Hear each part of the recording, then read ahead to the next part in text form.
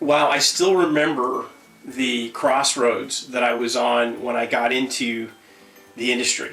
It was in 1981. I was in my automotive class, which was a shop class when they used to offer that type of thing. And I remember that at the time I was thinking about going to JC, junior college, just getting started, taking some classes, general ed, just to see what I would find myself drawn towards. Anyway, back to the class, I was sitting in a presentation by a salesperson from Phoenix, Arizona, and he was pitching this automotive diesel school to go to. And I'm like, well, that's pretty cool, but I had no interest in working on diesel engines or cars. It just wasn't my thing. So at the very end of his presentation, he says, by the way, we have this HVAC, refrigeration, solar course, and here's some brochures. That was kind of it. So I'm like, okay. So at the end of class, I grabbed a brochure, I read it, I called the guy a couple days later. After that, he showed up at my parents' house, and 3 months later, I was in Phoenix in course in learning HVAC, refrigeration, solar. And it was one of those crossroads in my life. And I think everybody goes through these. I just happen to remember it was, being at the right place at the right time. My entire life would have been totally different, most likely, because I would have never said, hey, what about a trade? So I'm glad I did. It's been a wonderful journey, and I certainly would have done things differently had I known what I didn't know getting into the industry, but the journey along the way has been amazing. It's been a wonderful life for my family, for all the employees we've been blessed to have over the years. And so that's my short story on how I got into the HVAC refrigeration industry. I think my roots to owning my own business can be attributed mainly to my parents. My father, Paul King, and my mother, Annabelle King, own their own Schwinn bicycle dealership. My dad bought that business as an existing business back in the late 40s using the GI Bill after he got back from World War II. And it was basically an American dream story. And for me, as a young person, I came along in 1962, to date myself. As I was growing up, I was involved in that business, and I learned about the highs and the lows, because there was a few very, very lean years, and I learned that was just the course of business. I learned how to take care of customers. I learned a lot about mechanics, because I was fixing bicycles in the back, and my first job was fixing flat tires. So anyway, that whole thing was becoming part of my DNA. I didn't know it at the time. So when I got out of HVAC refrigeration school, I went to work in the union. I started out as an apprentice. I got a 2-year credit for my schooling, and I went up to making journeyman. It was an amazing opportunity. I did that for a couple of years, and then I decided I was going to really pursue something in the same industry but different. I went into the wholesale business, so I started selling parts and equipment related to HVAC. So during that time, I felt this drive to own my own business someday. So right around the time I made the change, I became engaged, and my future wife, she had a great job. She was working for Intel Corporation, and I had a great job at the time. And I said, "Hey, hun, I'm going to quit my job, and we're going to get married, and I'm going to be basically working for myself."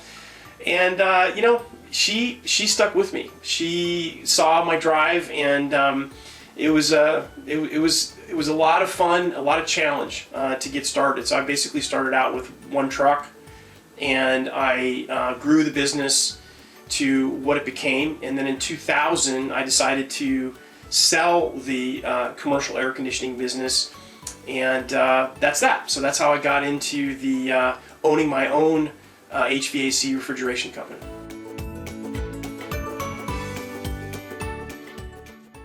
Well, as with me getting into the industry, getting into the process chiller business was very similar for me. Same type of a track. Act of fate, just got into it. The story goes that back in 1998, we had a very successful commercial company. I was working a lot of hours, and things were going well.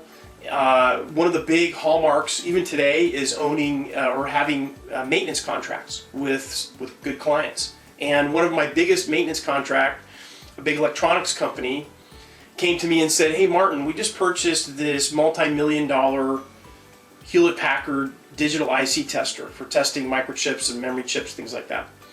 And we need a chiller for it." And I said, "Wow, that's really not my lane." I don't remember exactly what I told them, but I shied away from it. And they basically came back and said, "That's fine. We'll just, we have some other companies that we're talking to, and we'll go ahead and see if they'll give us a price." So I thought about that for, a minute, and I'm like, okay, wait a minute here. This is probably not a good business move, because I knew how it was going to go. They were going to farm the chiller install out to one of my competitors, and then one thing leads to another, and eventually I'm, could potentially be at risk for losing the maintenance contract. So I thought about it, and I approached my customer and I said, "Hey, look, I want an opportunity to do this. I've never done a process chiller system before, but I'm willing to try." So they took me up on it, and we ended up buying the chiller from one of the major equipment manufacturers. And basically what this thing was a glorified condensing unit. It was a condensing unit with a chiller barrel in it. Everything else had to be installed outside the box, right? So we purchased pumps, piping, controls, the whole deal, and we built it literally from scratch on the roof. And when we got done, it was very clean, but it looked to me, looked kind of like an erector set type of a job, a built-up project. But it worked. They were happy with it, and ultimately we ended up doing quite a few jobs for that particular client. But in the background, something was happening that I did not know. Apparently, there was a problem within Hewlett-Packard. A lot of the salespeople, they knew a lot about these digital IC testers, but they didn't know anything about chillers. And they realized that there's not a lot of people that know how to install these process chillers for these testers, right? And these testers were a new thing. They were water-cooled, something never been done before, pretty typical for Hewlett-Packard, and developing some cutting-edge stuff, right? So anyway, what ended up happening was, I didn't know this, but some engineer back in Stuttgart, Germany, put a note in the site prep guide, just one little paragraph, said, "If you need a chiller, here's an 800 number to call." At the time it was Legacy Chillers out of San Jose, California.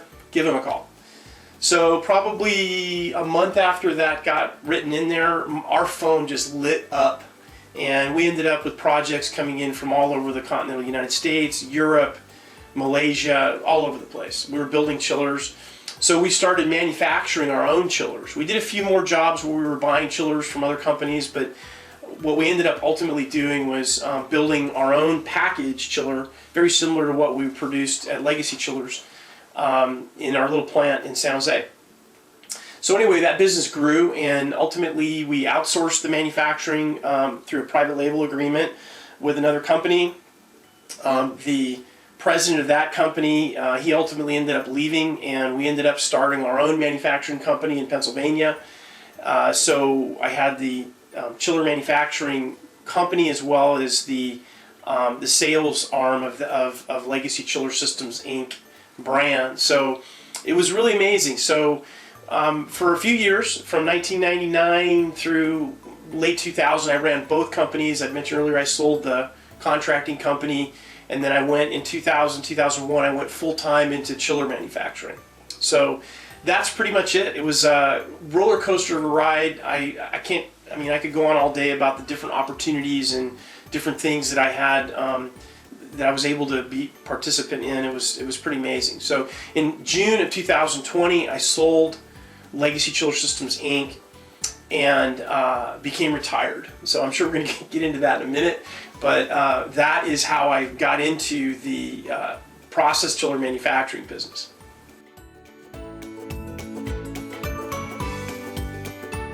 So like many things in life, the road to ProcessChillerAcademy.com has been a journey. I wanted to start something that would provide training to existing apprentices and journeymen, even business owners, and also very important to me is attracting new people to this wonderful industry. So I had the idea back in 2017 to create an online course. I called it the Basic Refrigeration and Troubleshooting course. I took a couple of days to produce it, and I decided to publish it on a site called Udemy, which is it was an up-and-coming online educational site, and I got it on that site, and within a fairly short period of time I had about 600 students.